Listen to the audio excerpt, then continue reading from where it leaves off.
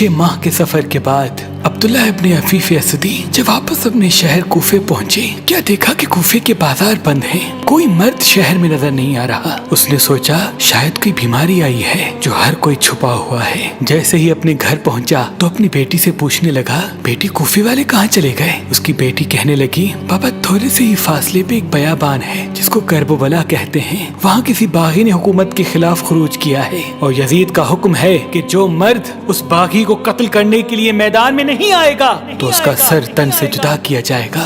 بابا آپ بھی جلدی چلے جائیں، کہیں کوئی مخبری نہ کر دے۔ عبداللہ نے سوچا یہ کون باغی ہے جس کو مارنے کے لیے اس طرح سے لوگوں کو لے جایا جا رہا ہے۔ بالآخر وہ تلوار لے کے جیسے ہی گھر سے باہر نکلنے لگا تو اس کی بیٹی کہنے لگی، بابا جنگ میں مالی غنیمت ملتا ہے، دیکھیے گا اگر یمنی عقیق ملے تو میرے لیے لے کے آئیے گا۔ بس گھوڑے پہ بیٹھ کے عبداللہ کربلا کی طرف روانہ ہوا۔ عبداللہ کہتا ہے جیسے ہی میں کربلا پہنچا تو عصر کا وقت تھا، 10 محرم کا دن تھا۔ میں نے عجیب منظر دیکھا کہ ایک اکیلا شخص ہے جس کو چاروں طرف سے فوج نے گھیرے رکھا ہے، جو بوڑھا بھی ہے، جو پیاسا بھی لگتا ہے، جس کا بابا کھل کے اس کی گردن تک آ پہنچا ہے، جس کے جسم پر تیروں اور نیزوں کے زخم ہیں، لیکن کسی شخص میں اتنی ہمت نہیں کہ جو اس کے قریب جا کے اس سے لڑ سکے۔ عبداللہ کہتا ہے کہ میں دیکھوں کہ جہاں وہ شخص گھوڑے کا منہ کرے فوجیں بھاگتی ہوئی نظر آ رہی ہیں۔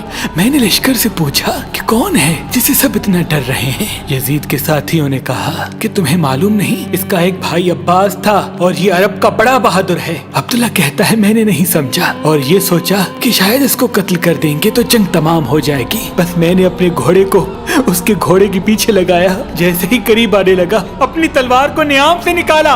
اتنے میں وہ شخص مڑ کے مجھ سے کہنے لگا، اے عبداللہ سلام ہو تم پر۔ اور پھر اس شخص نے اپنے ہاتھ سے ایک انگوٹھی اتاری اور کہا، جاؤ اپنی بیٹی کو میری طرف سے یہ یمنی عقیق دینا اور یہ بتانا کہ میں باغی نہیں بلکہ رسول اللہ کا نواسا ہوں، بی بی فاطمہ زہرا اور امام علی کا بیٹا ہوں۔ عبداللہ ہاتھ جوڑ کے کہتا ہے، اے میرے مولا مجھے معاف کیجیے گا، مجھے معلوم نہیں تھا، اب میں بھی آپ کے قدموں پہ قربان ہوں گا۔ امام حسین فرمانے لگے، اے عبداللہ جاؤ، چلے جاؤ، تمہاری ضرورت یہاں نہیں بلکہ کوفے میں ہے، کیونکہ چند دنوں بعد میری بہنیں بیٹیاں قید ہو کر کوفہ میں آئیں گی، ان کو چادر ہدیہ کر دینا۔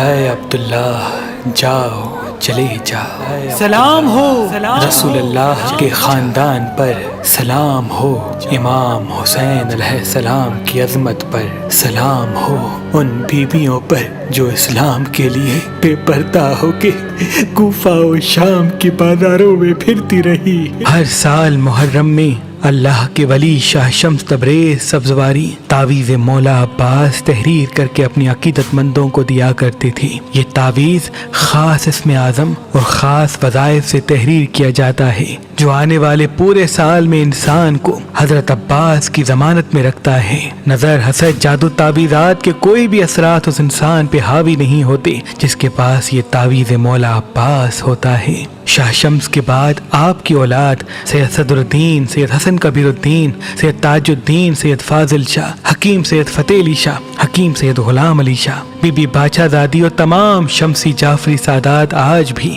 محرم میں تعویذ مولا عباس تحریر کرتے آ رہے ہیں۔ تو ہم نے آپ کے لیے بھی یہ مولا عباس کا تعویذ اس محرم تحریر کر کے رکھا ہے تاکہ آپ اس تعویذ سے فیض حاصل کر سکیں اور تمام بندشیں آپ سے دور ہو جائیں۔ مہربان اسٹونز کی طرف سے آج کل اور پرسوں کسی بھی پتھر کے ساتھ یہ تعویذ مولا عباس فی سبیل اللہ حاصل کریں اور اپنے بازو یا گلے میں پہنیں۔